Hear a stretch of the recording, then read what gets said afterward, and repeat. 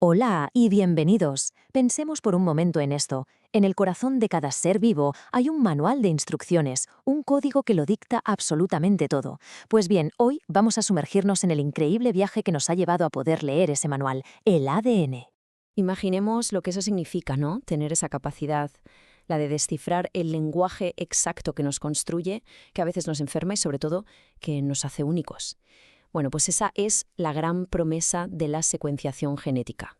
Claro, porque durante siglos este código fue, un misterio total. Podíamos ver sus efectos, ¿verdad? Los patrones tan complejos de la vida. Pero el lenguaje en sí mismo era imposible de leer. Hasta que por fin una tecnología revolucionaria nos dio la llave para empezar a descifrarlo. Vale, pues vamos al lío. El primer gran avance llega en 1977 y el nombre clave es Frederick Sanger. Su método fue básicamente la primera forma que tuvimos de leer el ADN de manera fiable. O sea, sentó las bases de toda la era genómica que vino después. Casi nada. El método de Sanger era, un proceso súper meticuloso, casi artesanal, diría yo. La idea era simple en concepto, pero complejísima en la práctica. Se trataba de descifrar un único trocito de ADN, pero paso a paso. Un trabajo que para la época requería una precisión absolutamente asombrosa. A ver, ¿cómo funcionaba esto? De forma muy ingeniosa, la verdad. Se puede resumir en 3 pasos. Primero, se hacen miles y miles de copias del ADN. La clave es que cada copia se para en un punto distinto y se marca con una lucecita, una etiqueta fluorescente. Después, todos esos trocitos se ordenan por tamaño, como si los pusiéramos en fila del más pequeño al más grande. Y al final, un láser va leyendo esas lucecitas en orden, y al leerlas, ¡zas!, reconstruye la secuencia. Es que es literalmente como leer una frase, letra a letra. Ojo, un punto muy importante aquí para no liarnos, porque aunque se parecen, la PCR y la secuenciación de Sanger no son lo mismo, tienen objetivos totalmente diferentes. Pensemos en la PCR como una fotocopiadora. Su único trabajo es hacer millones de copias idénticas de un trozo de ADN. Copiar, copiar y copiar. En cambio, el método de Sanger es un lector. Su meta no es copiar, sino generar fragmentos de todos los tamaños posibles para precisamente poder leer la secuencia. Entonces, ¿con qué nos quedamos? Pues con esto. El método Sanger te da una precisión brutal, casi perfecta. Es el patrón oro, vamos. Si se quiere confirmar una mutación concreta en un trocito de ADN, a día de hoy sigue siendo el mejor. Pero, ¿qué pasa si queremos leer un genoma entero? Pues que es como intentar copiar una enciclopedia entera a mano. Lento, carísimo y, la verdad, súper ineficiente. El método era brillante, sí, pero esa lentitud era un cuello de botella enorme. La ciencia ya estaba soñando con leer genomas completos, con llegar a la medicina personalizada. Y Sanger, con toda su genialidad, simplemente no daba para tanto. No podía seguir ese ritmo. Hacía falta algo más. Hacía falta una auténtica revolución. Y bueno, esa revolución llegó. Y tiene un nombre: secuenciación de nueva generación, o como se la conoce en todas partes, NGS, por sus siglas en inglés. Y esto no fue una mejora pequeña, no. Fue una tecnología que directamente dinamitó las barreras de velocidad y de escala que tenía el método Sanger. Y de repente, todo cambió. Así, de un día para otro. Lo que antes llevaba años y costaba miles de millones de euros, ahora se podía hacer en cuestión de días y por una fracción minúscula del coste. El campo de la genómica, sencillamente, explotó. La clave de todo está aquí, en esta idea, el paralelismo masivo. Para que nos hagamos una idea, si Sanger era como leer un libro, con calma, página a página, la NGS es como entrar en una biblioteca gigantesca y leer todos los libros a la vez. Millones de fragmentos de ADN leídos en paralelo. Una auténtica locura. Si vemos los datos, el salto es que es exponencial.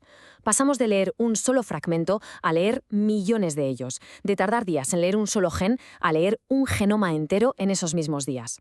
Y el coste por cada letra de ADN leída se desplomó. El rendimiento, de ser bajo, pasó a ser masivo. Vamos, un cambio de paradigma en toda regla. Vale, ¿y cómo funciona la NGS a grandes rasgos?